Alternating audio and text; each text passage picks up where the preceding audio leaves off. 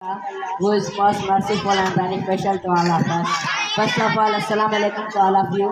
I am Waqas Ali from class 8. Today my topic is use of head.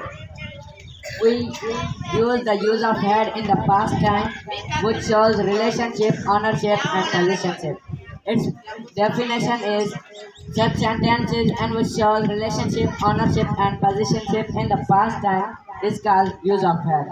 First of all, we have a formula to convert the Hindi sentence into English sentence. Its formula for affirmative sentence is first we keep use of subject. After that we keep had. After then we keep relationship, ownership, and possessionship. We have a Hindi sentence इकरार से बाहर आए. We convert it in English sentence. First we keep subject. Here subject is Ikrar. Ikrar had two brothers. It is relationship of Ikrar.